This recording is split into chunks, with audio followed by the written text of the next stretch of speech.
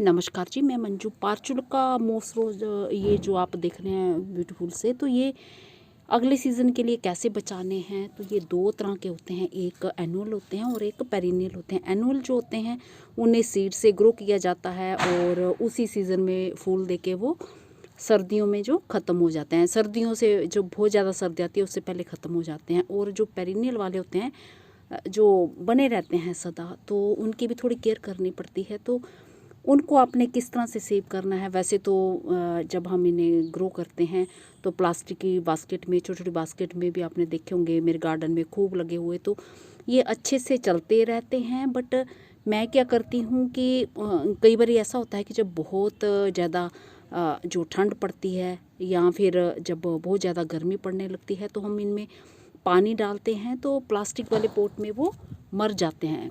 कई कुछ बच भी जाते हैं और कई सारे मर भी जाते हैं।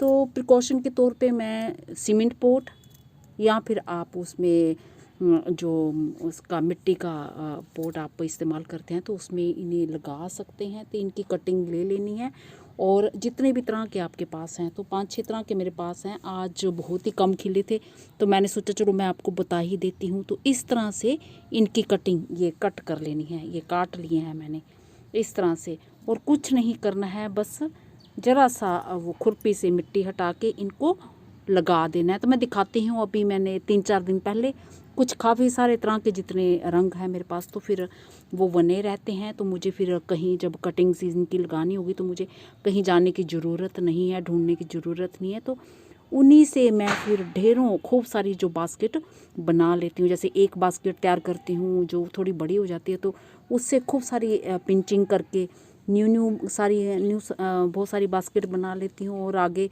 जो पुराने घने होते रहते हैं तो इस तरह से गार्डन जो है ये इनके फूलों से पूरा भर जाता है। तो ये इस तरह से मैंने चुन लिए हैं।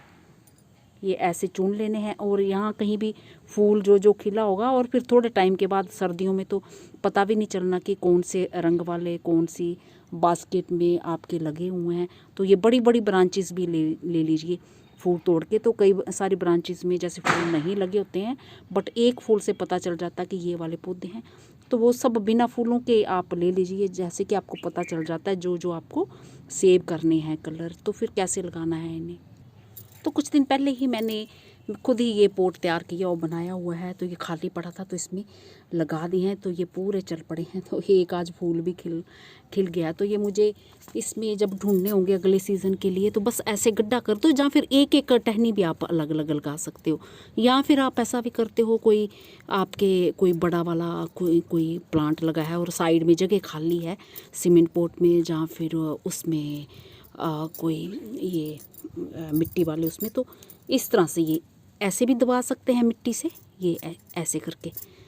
तो या फिर आप ये एक एक करके भी ऐसे अलग अलग पूरा ये दबा सकते हैं। तो ये फिर जब अब चल पड़ेंगे तो अगले सीज़न में ये पूरे जो फूल हैं आपको अपने इसी गमले में से मिल जाएंगे और इसी से आप कटिंग्स लेके खूब सारे जो पौधे तैयार कर सकते हैं। तो मेरा ख्याल है वीडियो आपको पसंद आया होगा।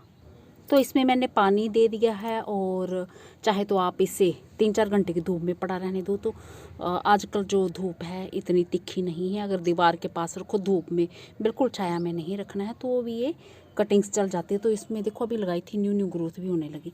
तो ये मेरे सारे जो यही रंग हैं और 5-6 रंग हैं, पूरे के पूरे इस पॉट में सेव हो गया। मुझे चिंता करने की कोई लोड़ नहीं है।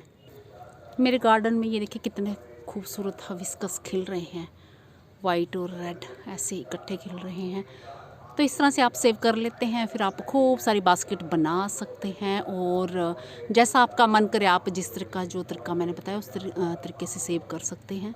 अभी आपको विंटर के लिए खूब सारे पॉट की ज़रूरत पड़ती है। तो इस तरह से जो खूब सारे गमलों में आपके लगे हैं तो जड़ के साथ निकाल के भी आप किसी भी वो बड़े वाले पॉट में जहाँ कहीं साइड में जगह बची है, परमानेंट जैसे प्लांट्स लगे होते हैं, तो उनमें भी रख दीजिए।